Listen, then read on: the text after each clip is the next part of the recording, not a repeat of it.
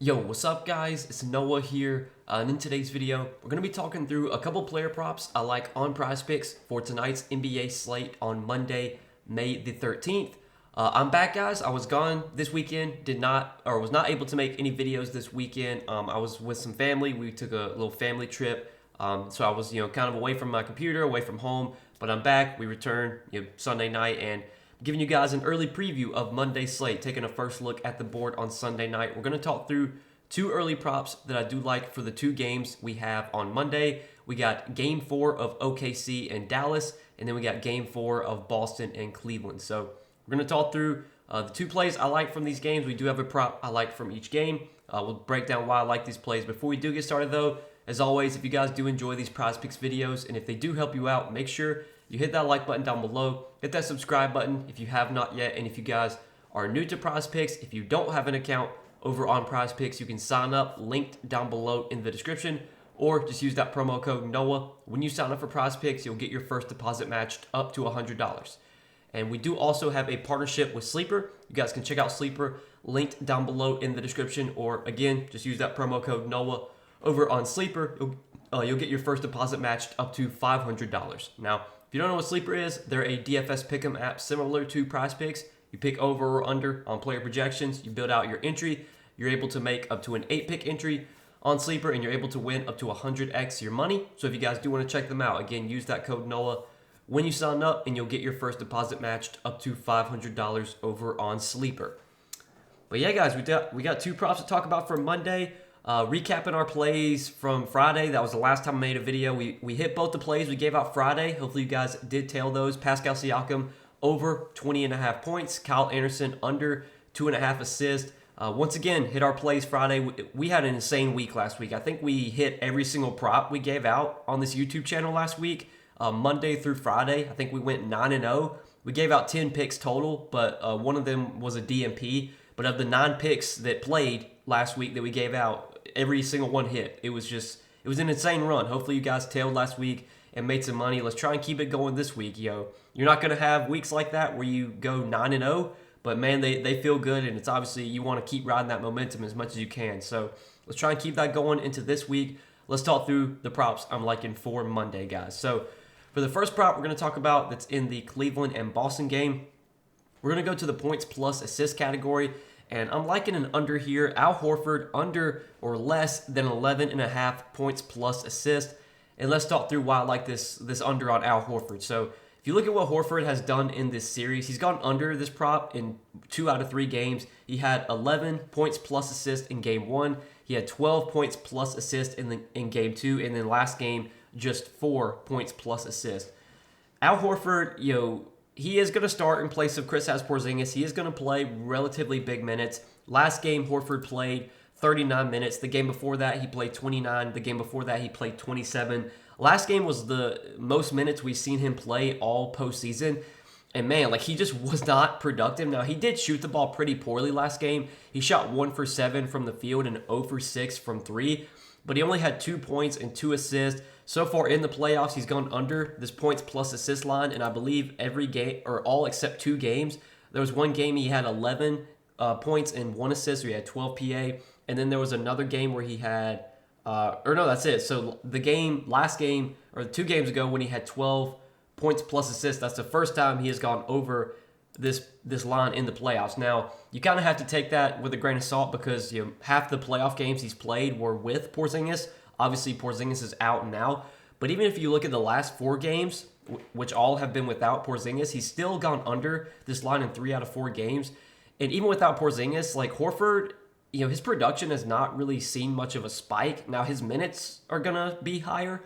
He's obviously just going to have to play more without Porzingis, but he's just not really been productive. He's a very low-usage player. In this Boston offense, Horford is the 5th option when he's on the floor. I mean, he's not really going to take a ton of shots. Last game, shot the ball 7 times. The game before that, 9 shot attempts. The game before that, 7, 4, 5, 7, 3.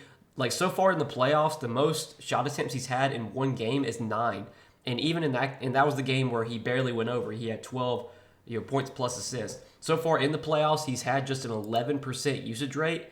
That's the last 4 games, he's had an 11% usage rate. So far in the playoffs, his usage rate sits at 11.3%. Like, even without Porzingis, it's not like we've seen this big bump in usage for Horford. Really, it's just that his minutes have ticked up, but the production really hasn't gone with it. I don't want to say that Horford's going to be out there doing cardio, but man, from an offensive standpoint, he doesn't provide a ton from the offensive standpoint. At least he hasn't so far in the postseason. Maybe that changes tonight, but I'm willing to bet against that happening. Horford so far this postseason has been a very low usage player, not a guy that's going to take a ton of shots. And then from an assist standpoint, he's not really been getting a bunch of assists. This postseason, he's only averaging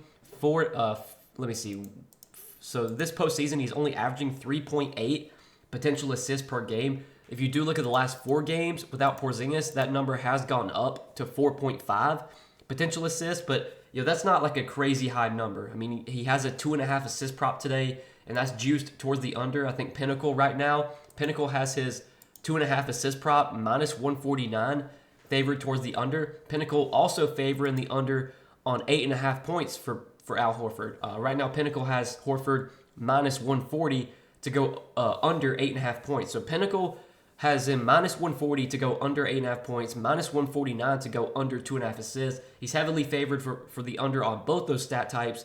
I like taking him under 11.5 points plus assists, but I don't mind the other props either. Like, I don't mind taking less than 8.5 points. I think that looks pretty decent. I don't mind taking under 2.5 assists. I don't feel as great about that one.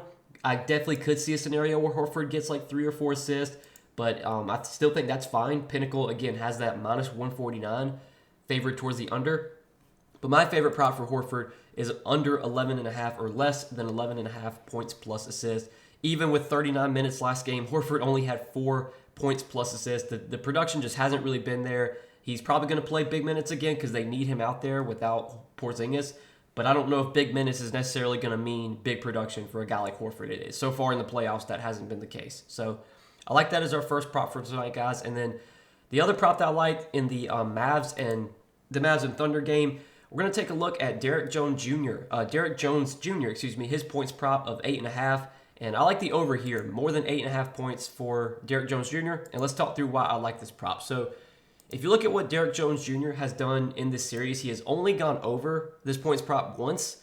But you have to look a little bit more into it. So he has shot the ball pretty poorly in this series. Game 1, he had 7 points in 30 minutes played, shot 3 for 5 from the field, 1 for 5 from 3. In Game 2, he played 29 minutes. He did have 9 points. He scored those 9 points even while shooting 3 for 12 from the field and 1 for 5 from 3.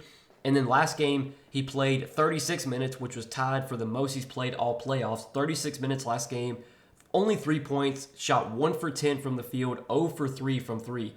So combined, the last 2 games, Derek Jones Jr. has shot 4 for 23, he has shot 4 for 22 and 1 for 8 from 3 the last 2 games. That's not going to happen every game. Like, Derek Jones Jr. is not going to continue to shoot 25% from the field, 10% from the field like he did last game. Eventually, he's going to start making shots, and as long as he can stay out of foul trouble, I think the minutes are going to be there. They need him for defensive purposes against SGA. He's been playing pretty good minutes in this series. Now, in Game 1, he only played 30 minutes, but he was in some foul trouble. Plus, I think Game 1 was a blowout as well. He lost some minutes because the game was a blowout. Game 2, I believe he was in foul trouble again. I think he had 4 fouls in Game 2 in the 28 minutes he played. And then last game, he stayed out of foul trouble. The game was competitive, and he played 36 minutes. He played 36 minutes even with him only scoring 3 points. Like, that shows you they want Derek Jones Jr. out there. Like, even when he was providing nothing on offense, he still played 36 minutes last game. So I think the minutes are pretty secure here for DJJ as long as he can just stay out of foul trouble. And eventually he's going to start making shots. He's not going to shoot 1 for 10 every game. He's not going to shoot 3 for 12 every game. I like this matchup a lot for Derek Jones Jr. I think it's a good matchup for him and PJ Washington. We've seen PJ Washington really kind of step up lately, been putting up some big scoring games. We took a PJ Washington over a few days ago. And the reason I like that PJ Washington over at the time, for one, I felt like it was a buy low spot because the books had lowered his lines after he got into foul trouble the game before.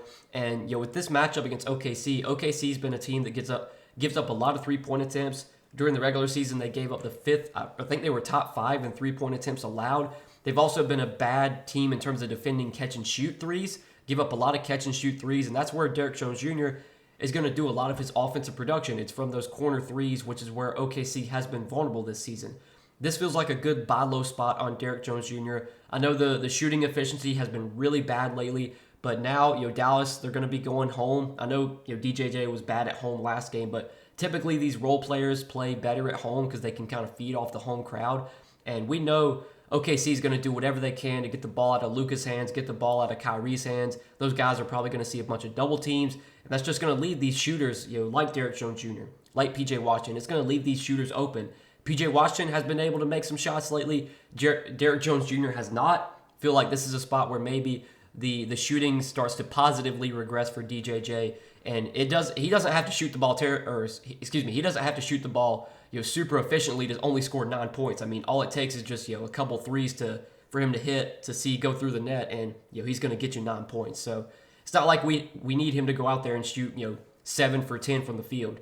If he just makes a couple threes, gets maybe a putback or a layup, easily can get us 9 points here. And like I said, I think the minutes are going to be there as long as he stays out of foul trouble. So like this play, Derrick Jones Jr., more than 8.5 points will be our second prop for tonight. And this is what I'm liking, guys, as an early 2-pick entry for Monday's NBA games. Kind of taking a first look at the board on Sunday night. These are the 2 props I liked most from what's available. But as always, I'll be taking a look at the board again on Monday. I'll be sharing more props I like for today over on Patreon. I do give a write-up for every play I provide on Patreon. I didn't do any write-ups this weekend because I was away from my setup. I was out of town. I was on a family trip. But typically when I'm home, I spend my time doing write-ups, providing you analysis on every prop I give out on Patreon. I will do that starting back tomorrow. If you guys do want to check out the Patreon, though, see all the additional Prizepicks plays I like each day, you can do so, linked down below in the description. We give out NBA plays over there, also doing MLB as well. Check that out if you're interested. But as always, guys, appreciate you watching the videos, supporting the Prizepicks content. Hit that like button down below if you enjoyed. Hit that subscribe button if you have not yet. And go check out Prizepicks as well. If you're not signed up for Prizepicks yet, use that promo code NOAH when you sign up and get your first deposit matched up to $100. But good luck tonight, guys. Thanks always for watching. We'll see you in the next video.